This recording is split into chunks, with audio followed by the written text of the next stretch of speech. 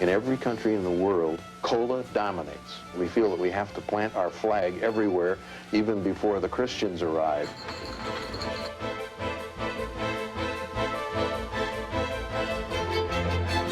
Cola's destiny is to inherit the earth.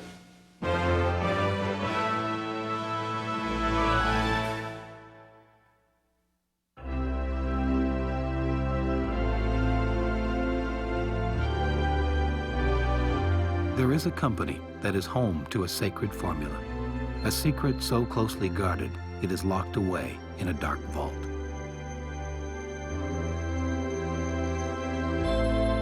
Although it is over a century old and consumed around the globe, no more than 3 living people ever know the exact recipe.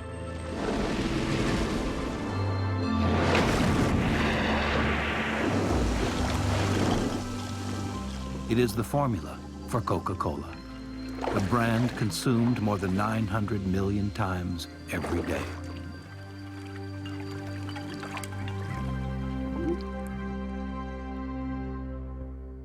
I'd like to buy the world a home and furnish it with love. But Coca-Cola's most important ingredient cannot be kept in a vault. The white turtle doves.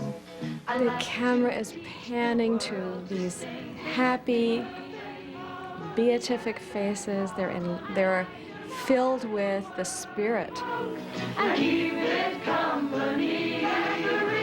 They're all very prayerful.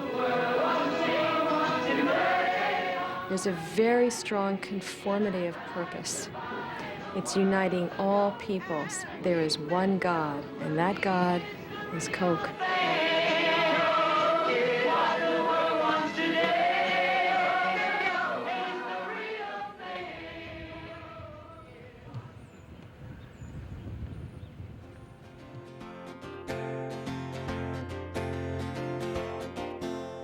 All night, all day, angels watching over me, my Lord. All night, all day, angels watching over me. All night. Now 15,000, now 1,500, up $1,000 bill, now 1,500,000, now 1,500, up $1,000 bill here, now 1,500, come on, 1,500, up 15, now 2,000. Now 5, 15 now 5, 15 now 5. Know what you're looking at. Coca-Cola is your friend, and wherever you go, you always want a friend, and you feel like you know Coca-Cola regardless of where you go. Coca-Cola is there. It's like coming home to mother. I'm going to 15, 17, 50 then. I'm going to 15, now 17 and a half. I'm going to 15, now 17 and a half. Come on, 17 and a half. The first one that I ever drunk on the street, I thought I was going to die because I sneezed through my nose. And it just like to blowed my head off. Well, these are the Coca-Cola sunglasses, which is very comfortable. This is the first time I ever had them on because they're a collector's piece. I don't Here's a 1929 Coca-Cola soda tray. And did you notice how they use ladies on all their serving trays? I believe that's what sold Coca-Cola a lot was, they'll probably get held for this, the exploit of women. They're not too slutty looking, that's for sure. They all have a very definite elegance. Ice cold Cokes, $2. Ice cold. It's my last one. Cokes. It's your Coke. Ice cold Cokes, $2. Devotion to a product that is 99% sweetened water has little to do with taste and everything to do with image. The creation of Coca-Cola as the most recognized brand name on earth is a story of marketing genius that begins over a century ago.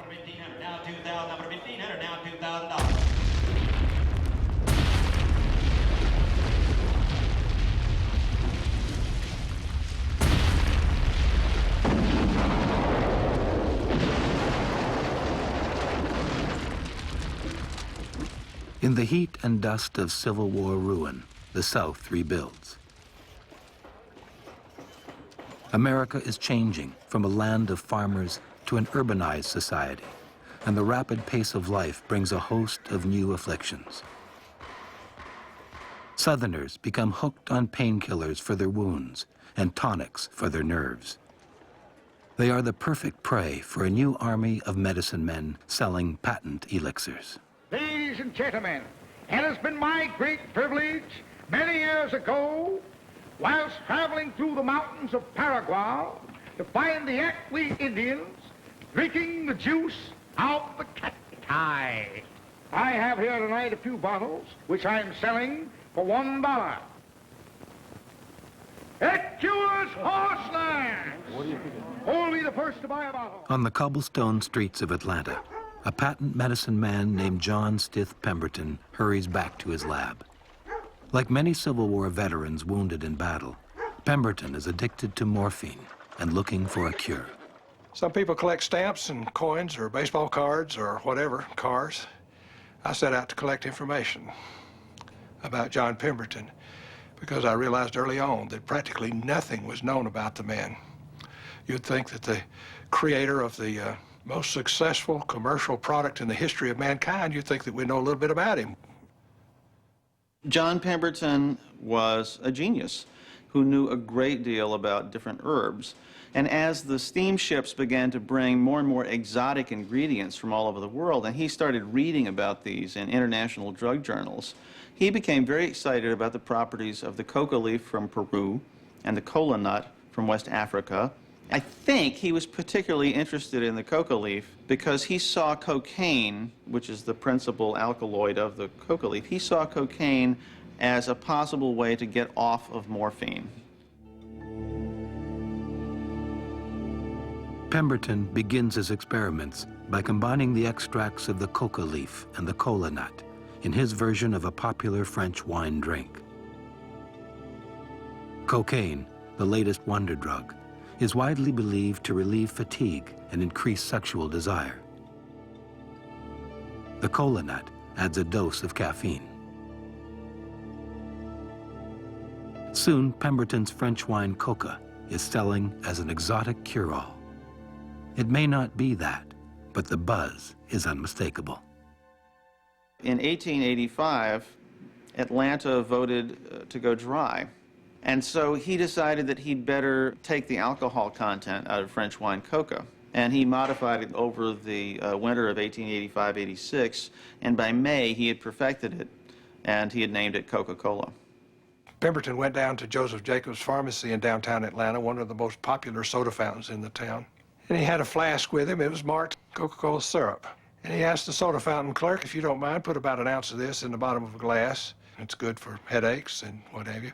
So the man turned to a person at the soda fountain who had had a little bit too much to drink the night before and said, "We got something for headaches and a hangover you should try." And it seemed to work pretty well. On May 29th, Pemberton places the first Coca-Cola ad in the Atlanta Journal. His partner works on a logo, while Pemberton looks for a way to distribute his drink. Pemberton found a bargain on barrels that he could ship the syrup in, and they were already red. And it just happened to be a color that would distinctively identify his product. Soon a red and white banner hangs outside Jacobs Pharmacy, advertising Coca-Cola in an elegant new script. And the logo looks like it just might last. But Coca-Cola never brings its inventor his fortune or his cure. At 57, still hooked on morphine, an ailing Pemberton sells off the pieces of his company. He dies penniless, never knowing his formula will make countless others rich.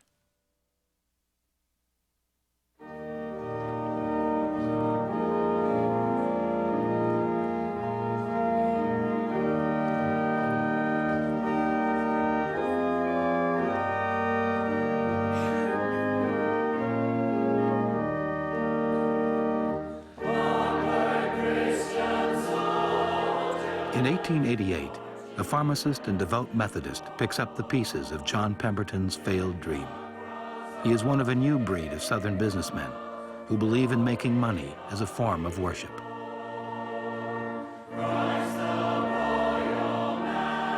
This is a portrait of my great-great-grandfather, Asa Griggs Candler, who was the founder of the Coca-Cola Company and is quite often referred to in Atlanta as the Coca-Cola King. Asa suffered from really severe headaches, and a friend recommended that he go down to Jacob's Pharmacy that there was a new product that Pemberton had come up with called Coca-Cola. And it was a headache and hangover remedy. So Asa traipsed down there to try it, and he was immediately relieved. He decided right then and there he had to buy the formula. Candler is a devoted family man, a Sunday school teacher, and a committed capitalist. He modifies the flavorings of Pemberton's formula and codenames them 7X. Obsessed with secrecy, Candler removes the labels from the ingredients, never writes down the formula, and does his own mixing behind the locked gates of his Atlanta mansion. He treated it like the Holy of Holies. It was a very secretive procedure. Only certain people were allowed to be there, and you had to be able to smell the ingredients and know that they were right and be able to taste it. He had to be able to roll that syrup over his tongue and know that the mixture was correct. He referred to Coca-Cola all of his life as my golden elixir, and he believed it with a fervor that many missionaries have about their faith. American advertising really grew out of the patent medicine industry. If you were trying to sell a sewing machine, you didn't need to advertise it. People needed sewing machines. Patent medicines, nobody really did need. They really didn't work, most of them. So in order to sell the patent medicines, you had to really push them, and you had to make outrageous claims. Candler's claims are directed mainly to businessmen. A Coca-Cola taken at 8, he promises, energizes the brain till 11. Like a prophet, Candler sends his missionaries across the South to promote his new drink. The outrageous message they're delivering is the beginning of modern advertising. Come, let's take a walk, girl, down to the old drugstore, where the man says Coca-Cola. The soda fountain was an adjunct to the drugstore, and when these drinks were purveyed there, they were purveyed as drinks that were refreshing and healthful. And among them, Coca-Cola came to be an important drink. They started getting letters, particularly from women, saying, please stop advertising this stuff as a patent medicine, because I like it. I like to drink it. I don't want to feel like I have to be sick to drink this stuff. So Candler said, hey, there are more alive, well people out there than there are sick people. Why not advertise to the masses? Coca-Cola as brain tonic soon becomes delicious and refreshing, a drink for young moderns.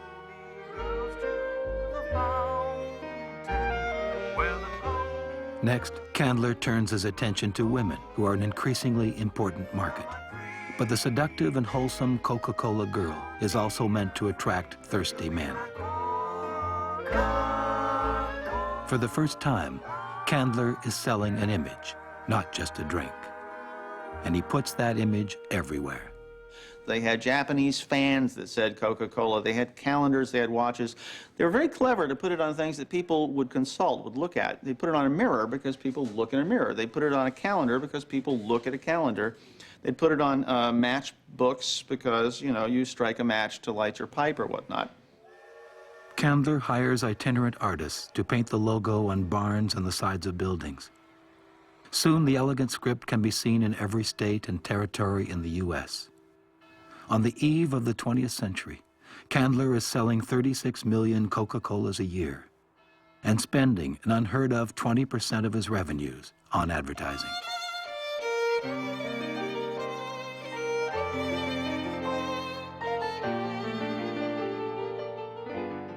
By 1904, Coca-Cola is so successful that Candler commissions a skyscraper in his own name. The first building in Atlanta to tower over the church steeples. In the cornerstone, he places a copper box containing his picture and a bottle of Coca-Cola.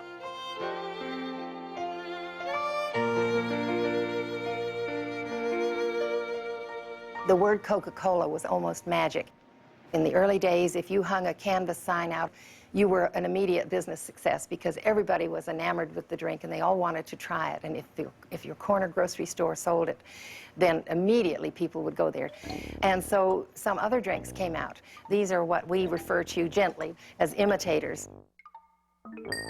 This is Coca-Cola, and this is Coke, C-O-K-E.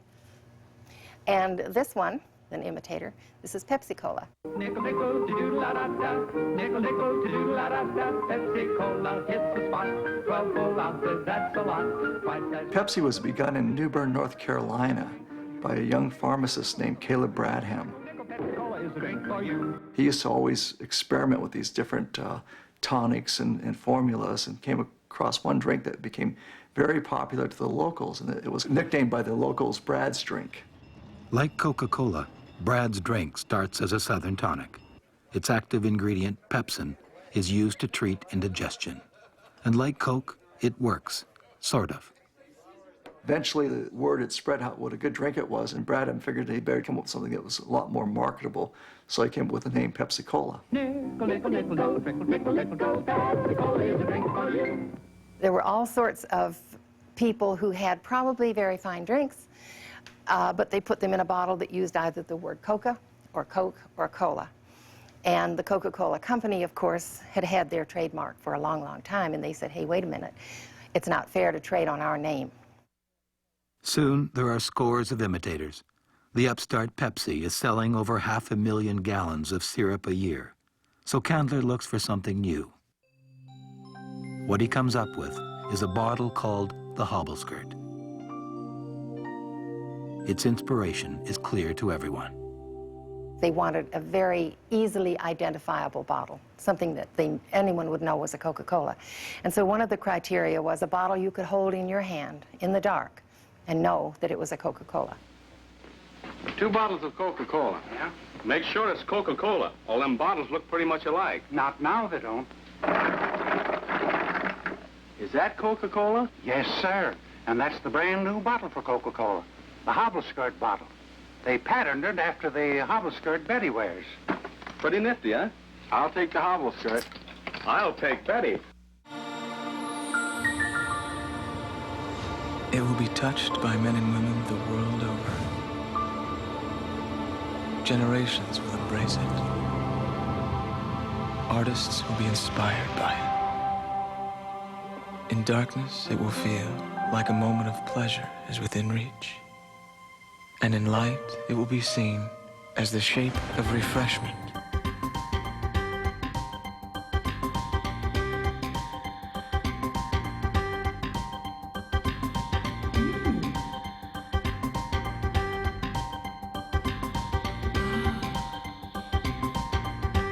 It's ironic that Coca-Cola had taken all of the cocaine out by 1903, and yet people continued to think that it had drugs in it. It was called dope all throughout the South, or a shot in the arm, or a morning's morning, or another brick in the Candler building.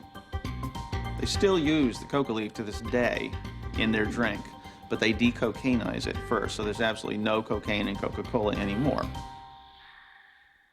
In a way, the idea that Coke had this mysterious, sinful quality to it helped. It wasn't just a soft drink. It had a little touch of sin. Oh, mother, you wouldn't know your child. Oh, mother, I'm getting awfully wild. I am drinking Coca-Cola now. If it did give it an allure, I will say this. I have a cousin on the other side of my family, not connected with Coca-Cola, who went to school, and the head woman in their dorm would tell them, now girls, nice girls, never, ever take 2 aspirins and a Coca-Cola. It makes you do wild things. It makes you do things you will regret. As soon as we were out for our afternoon of freedom, we would head to the nearest drugstore, buy a bottle of aspirins, and we would sit there at the counter and drink Coke and take aspirins and see what it made us do. Each girl began to shimmy and shake. Then Percy hollered out, goodness sake. Oh, mother, if you could just see. This is the life, dear, for me. The U.S. government actually sued Coca-Cola in a very widely publicized trial in Chattanooga in 1911. Harvey Wiley who was the father of the Food and Drug Administration, personally decided that he hated Coca-Cola. He didn't think that they should have caffeine in a drink that children were drinking. And what Coca-Cola did to defend itself at this trial regarding children was to say, no, children don't drink it, which was preposterous because clearly they did. But ever since 1911, Coca-Cola had an unwritten rule never to show a child under 12 in an advertisement drinking the beverage. So they were sort of put in a spot. How are they going to appeal to children? Because they still wanted to get kids to drink this stuff. Coca-Cola's answer is to use youthful models, to come close to the line, but not go under it. They know a kid who grows up on Coke is the best guarantee there is of a future drinker.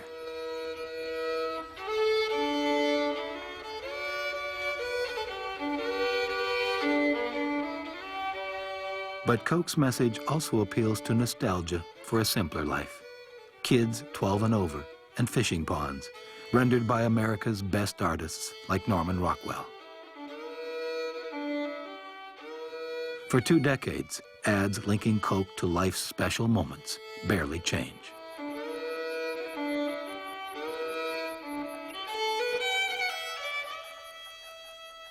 Very few people know that Coca-Cola actually gave us our modern version of Santa. Before Coke came along, Santa Claus was St. Nick. You know, St. Nicholas was a tall, sort of severe, skinny guy who often wore green or yellow or sometimes red. In 1931, Coca-Cola hired Haddon Sundblom, and he painted a fat, jolly St. Nick who wore Coca-Cola red.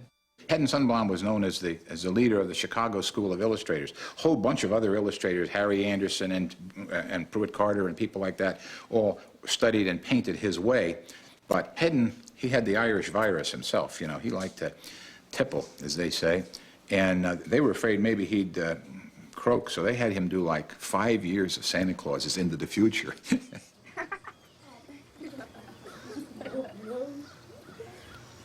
Those associations that go back to an early age are very important to us. I'm sure you know, as I do, lots of adults who eat the most terrible food and say it's wonderful because it's the way Mama used to make it. How do we get back the past? And one of the ways is by consumption.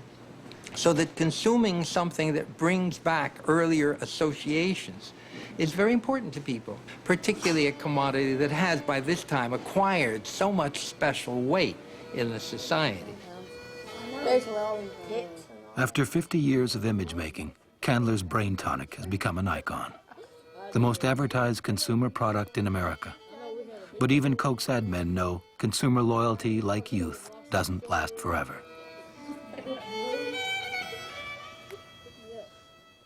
Long before a campaign is started, there is basic marketing thinking.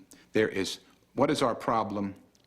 Research it, let's find out where are the weaknesses, what are people saying about us? You know, they would go out and they would find out what are people saying about the product Coca-Cola, what are people saying about the communications that Coca-Cola is giving. Mostly people had nice thoughts about, through the years, great credit all the way back to the Candlers, for crying out loud, who had Norman Rockwell and N.C. Wyeth and people like that doing their ads. Birds and bees and all the flowers and trees. In Candler's era, Coca-Cola's image comes from print ads. By the 60s, the new pitchmen are masters of song and film, but the message remains the same. Sun beating down on the back of my neck and nothing on my mind. An ice cold Coke on the back of my throat, say hello summertime. Birds and bees and all the flowers and trees and fishes on the line. The old Coca-Cola company that I started working for, the brand was a religion. Really, it was a religion. It had made them all rich. It had never been defiled, and they really saw this as an icon. We stuck very close to the basic ideas of our campaigns. We didn't wander. If it was things were better with Coca-Cola, it was somebody who had a Coke, and there was just that much little more brightness in his or her life. And there were natural times when you wanted a Coca-Cola. And same with It's the Real Things. We picked We picked what the Times thought were real things, but that's all we did. We didn't get deeper than that. And because real things were sort of very American, basic things, it kept us very Norman Rockwell. I was raised on country sunshine, green grass beneath my feet. The most intense story that we ever told of a girl and a guy was probably the story in Country Sunshine. It was a story of a girl who'd obviously been in the city coming back to a simple farm. We picked a long road for her to come up with. And when she got out of the car, you could see she was sophisticated. Mom and Dad were corn farmers, and that was how the commercial was supposed to end. And a very smart art director named Don Torriello saw the boy from the farm next door had come over in an old truck to watch the commercial, and he said, that's how it has to end. She can't just come all the way home just to see Mom and Dad. It has to be the boy next door. So that whole scene of this guy who'd never been an actor before in his life, Don said, look, this is a beautiful girl. You've loved her all your life. Now, we've got about 2 more takes before sundown. Let's get them. Jump out of that truck like you've been waiting for all your life. What you're hoping to find like country sunshine. It's the real thing, Coca-Cola. The Coca-Cola company used to say, you know, Coca-Cola is what you serve on the front porch, and Pepsi is what you serve on the back porch. And, and that really was the attitude in those early days. But my job, I always thought, was to keep it special and yet not keep it just exclusively for the front porch. Be sociable, look smart, keep up to date with Pepsi. With Coke as the exclusive #1, Pepsi is stuck on the back porch. But by the early 50s, Pepsi isn't satisfied, so it attempts to change its image. Have a Pepsi. The commercials were always so stuffy and boring, and they all kept trying to tell people that these are the kinds of people who drink Pepsi. These stuffy, terrible people. The sociables. Al Hoffman, a dear friend, said, let's have lunch, I want to show you some lines. Now, I wish I'd brought the prop along, because I had it, I don't have the lines anymore, but he came to lunch with 4 pieces of yellow fool's cap, you know, typewriter paper, on which, in every single corner, he had written theme lines for Pepsi-Cola. And at the end of around 15 minutes or 20 minutes, I said to Al Hoffman, on one of these sheets is the greatest idea that Pepsi-Cola has ever had. And he said, tell me what it is. I said, no, you find it. And I said, he looked around and said he couldn't find anything at all. I said, it's on this sheet. And I handed him the sheet it was on. And he searched all over the sheet, here and there. I said, tell me, God damn it, tell me. And I finally said, it's right here. And there were 2 words, Pepsi Generation. Come alive, come alive. You're in the Pepsi generation. Charlie Brower, the president, said to me, I hate this line. I hate the word generation. Why can't you say the Pepsi group, or the Pepsi gang, or the Pepsi crowd? I said, because generation is big. That's big league. We're staking a claim to all of the youth of America. There's a whole new way of living. Pepsi. Until now, Pepsi's been just another cola. But in the early 60s, all that changes. Pepsi's ad men get hip. Kids become the target, and the battle of image begins. It's the Pepsi generation coming at you, going strong. Put yourself behind the Pepsi. If you're living, you belong. One of the big thoughts in there is the notion of a soft drink as a badge, as something as something saying who you are and what social groups you aspire to and hang with. And I think that was the big leap in that advertising, and I think it took it out of the sort of the another product category and put it into the icon category. Coke has been the big all-American brand, and Pepsi was always the street brand. It's more like the brand to the left more of a renegade brand, more of a down and dirty brand. You're a whole new generation that dancing through the day. By the early 80s, Pepsi's market share has grown to 20%. Then Pepsi launches the biggest celebrity ad ever made, and the Cola Wars explode. It's up to you. Hey, you're the Pepsi generation. 'Cause I'm down. It just looked real. And it made Pepsi, I think, the real icon, the real thing, even though it's Coke's line. It made it realer. It made it the realer thing. It made you think, you know, even if you were 40, maybe I'd be liking that brand, you know? Maybe I would be liking that brand. You know, it happened right here 20 years ago. Right here, Mom? Mm-hmm. Coca-Cola's response is a middle-aged version of its most successful ad ever. I like to buy the world a home and furnish it with love. Grow apple trees and honey bees. Nostalgia may not be as cool as Michael Jackson, but it sells. Candy hot world. Candy hot the feeling you get from a Coca-Cola classic. Can't beat the feeling. By the end of the 80s, Coke is still the real thing. But Pepsi's the cutting-edge drink and gaining fast. The kill ratio on Pepsi ideas is about, you know, like 100 to 1. So, like, you know, there are guys, junior guys, who just, like, convinced they're never going to sell a Pepsi spot because, you know, they've walked in with 50 ideas and it's like skeet shooting. 1.7 years at a wedding. 1.5 hours at the opera. Do you think those are the ones I've chosen for now? A little tough.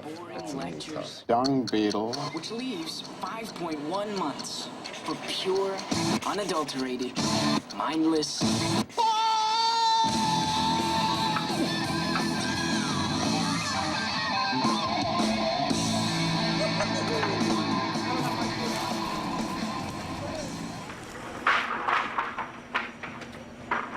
Making fun commercials about a fun drink is anything but fun. The cost is enormous, the stakes astronomical.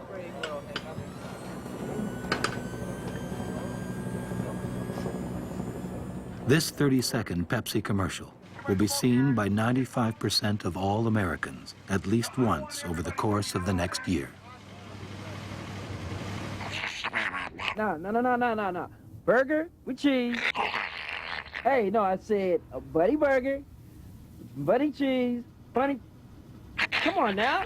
Buddy, listen up. Look, forget it, all right? Come on now. Forget the burger. Forget the fries. Okay? Just give me a large Pepsi. All I really want is a Pepsi.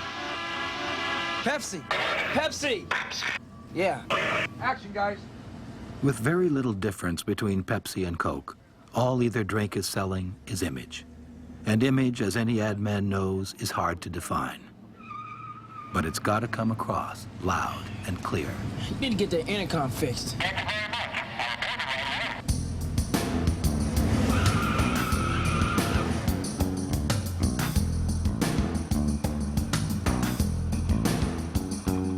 The Cola Wars, which Pepsi embraces and Coke claims not to exist, cost billions a year in advertising and reach into every corner of American life.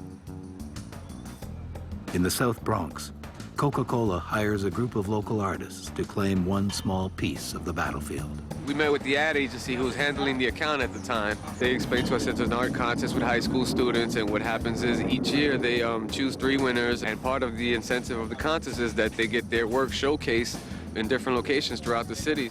This wall right here itself was like really empty. So now you have like Coca-Cola walls here. You have kids in the community also painting. Instead of doing vandalism on walls now they go into stores owners and do like, you know, similar work what we're doing. A regular sign painter can't go into the ghettos of New York City and do these murals. And, you know, they'll last because they won't last. We can go out there and we can actually spray paint these walls because we're using spray paint, something that the kids identify with. Their Picassos are the guys with the spray cans. Coca-Cola has always employed the best artists to sell its image. from Norman Rockwell to Picasso's with spray cans. But by the 90s, what was once the intuitive realm of artists has grown into a sophisticated science of persuasion. What we're going to be doing tonight is gathering your public opinion. This is ASI Market Research, and we are an independent research organization. We're hired by other companies to go out and gather public opinions on a variety of different things. There you go. Thanks, darling. It's cold. Woo! What can I get you? Blueberry pie and Pepsi. Got it. Good song. Great song. Market researchers measure our emotions moment by moment. Working late on the holidays. Yeah, it's hard on the kids. Nice build here.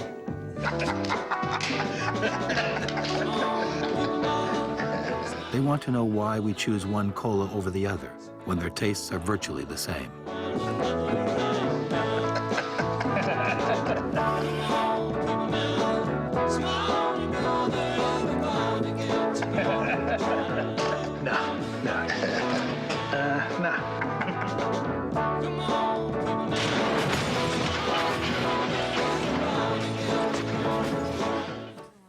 Something that I came to recognize in my work with patients, as they would talk about what their troubles were, about their lives, occasionally they would refer to something they'd seen in a commercial, and I didn't really pay much attention to it until I had work with, I just call her Amy, that's not her real name, and she referenced that she wasn't part of the Pepsi generation at one point. She felt like she had never been part of the youth generation that was singing and dancing and having a fine time. Now she felt like she was too old to ever be part of the Pepsi generation. She was internalizing images from advertising and integrating that into a set of expectations about who she was supposed to be.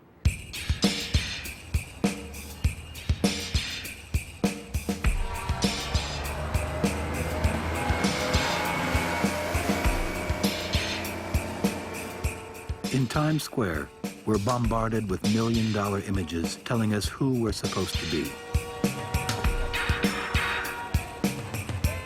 But even in this consumer circus, one product dominates. It takes more than material things to be happy. It takes more than that Mercedes. It takes more than that gold bracelet.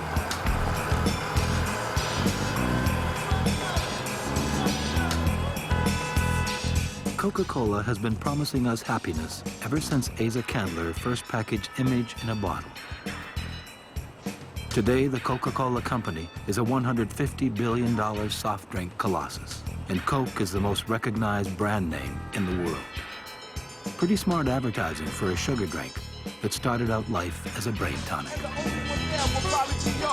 Keep ahead of the trends, try to watch how you spend. What's in the end, money's not your friend. Just hold on tight, try to spend it right. Maybe you and her spend the money Saturday night. Isn't it funny when you don't have no money? Yo, isn't it funny when you don't have no money? Yo, isn't it funny when you don't have no money?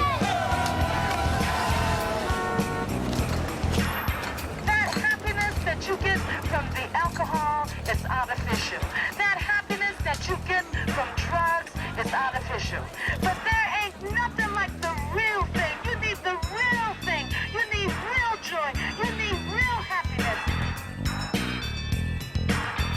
You look at Coke's advertising, it's like a religious mantra. Coke is selling a continuity of life through generations and a bond through life throughout different cultures. What is really basic and essential about humans. It goes to the level of a kind of spiritual bond.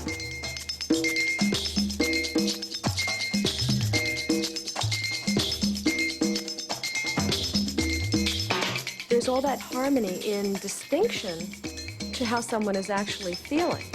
So the sense is, I'm not there. I wish I could live in harmony. You know, I wish the world were this kind of place. Yes, if only, but there's that gap. I mean, you don't get there through drinking Coke. Oh, always Coca-Cola.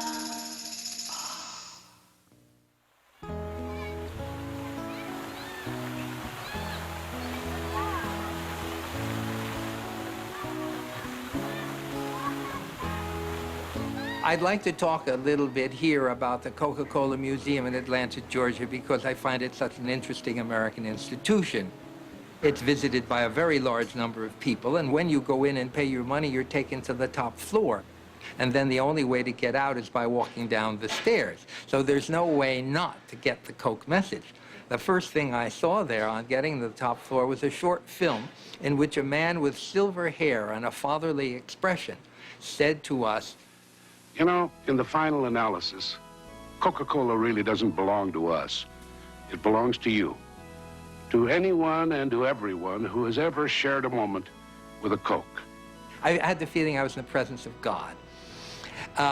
Then the film follows with the most wonderful music, and everybody of every complexion, size, and shape worldwide is drinking Coke. Eskimos, Zulus, the whole world is on a kind of kick. It's a kind of embodiment of the spirit of Coke. The whole notion of things go better with, the whole notion of brain tonic, the whole notion of refreshment, of good fellowship, bon ami.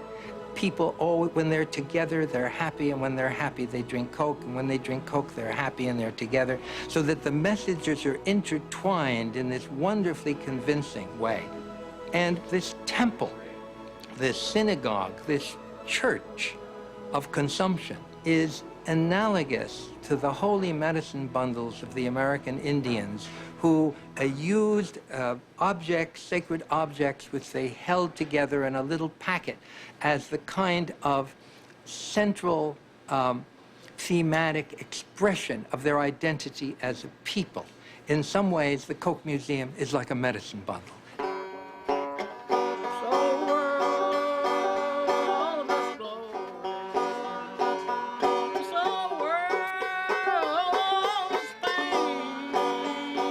In Candler's time, sales meetings are closed with onward Christian soldiers. Then the missionaries hit the road.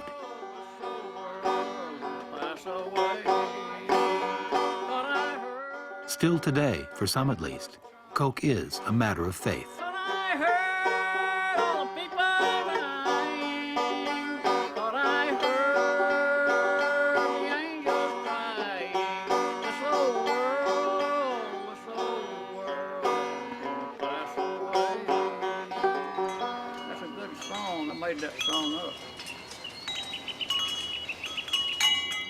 As a symbol for his religion, Christ chose the wheat seed.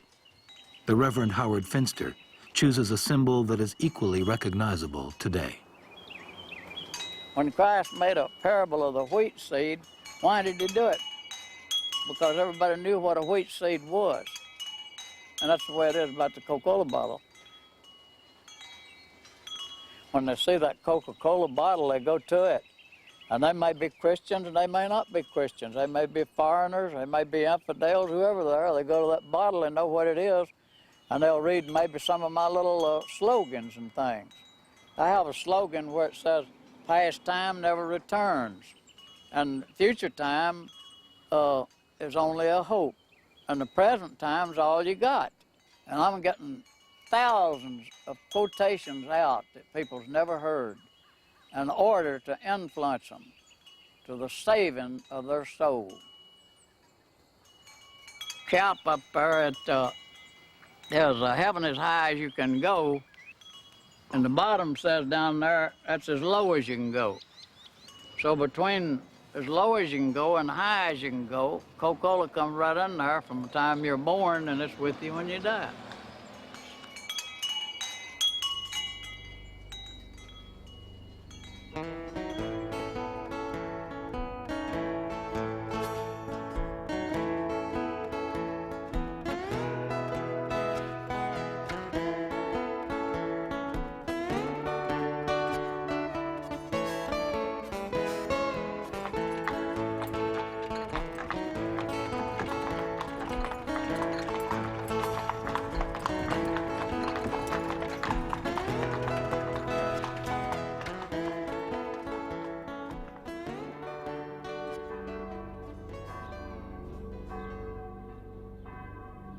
Over a century ago, Asa Candler took a unique formula and a flair for image making and made them into something akin to a religion.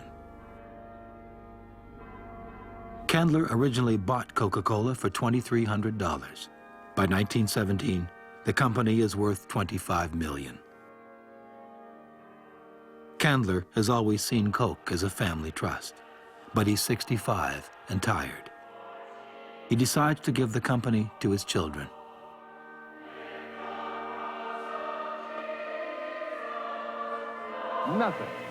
Nothing else gives you the bracing sparkle and the bright little lift that's so delightfully yours in ice-cold Coca-Cola. Coke has a distinctive flavor all its own that no one has ever succeeded in matching. Actually, I got the story from his granddaughter, Laura Candler Chambers, who, you have to understand, I'm going to give you her version of it. When I interviewed her, she said, please understand I was a little girl. She was 7, maybe. They would have Christmas every year, of course, at her grandfather's. There would be the big gift exchange. He started handing out these envelopes, and my parents got an envelope, and all my aunts and uncles got an envelope. And what worried Aunt Laura was she was afraid she was going to get an envelope, and what she really wanted was a present to unwrap, hopefully a doll to play with, which she ended up getting. But in those envelopes were the shares of the Coca-Cola Company. After he had given his children the majority of the stock, they sold the company without telling their father, and it damn near killed him. He just hated it. Not only that, they had sold it to a syndicate of bankers headed by Ernest Woodruff. And Asa Candler hated Ernest Woodruff, as did almost everybody in Atlanta. He was known as a very powerful, very stingy businessman. He was, of course, really hurt. He had given this to them thinking, well, it's, you know, it's a cash cow. The money will always roll in. It's a wonderful product, and if you just manage it right, it will be fine. However, they couldn't manage it because they couldn't get along. At Christmas time in 1924, Candler finds himself alone at the Biltmore Hotel in New York City. He writes to his son, "I never go out. I am terribly lonely. Once I was counted as one of the movers and shakers of Atlanta, and my children looked up to me. Now, I'm a nobody."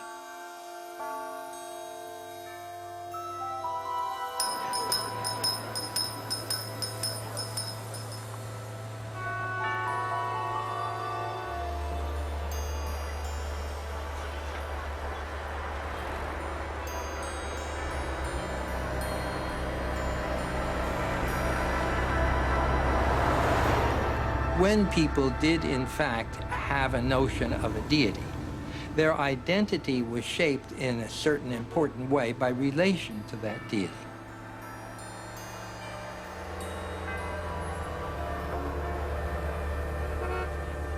To the extent that that feeling has been replaced by the notion that you can build yourself over into what you want to be by consuming, to that extent, consumption has replaced an older ideology. If I drive a Mercedes-Benz, wear a Rolex watch, take my vacations in San Moritz, and otherwise demonstrate to the world the kind of person I am, the kind of person I am is the kind that consumes in that way. It says nothing about my character, it says nothing about my relationships to other people, but I have an identity that's been built up by companies. And yeah, that's where consumerism takes us. And it is, in this sense, a new religion.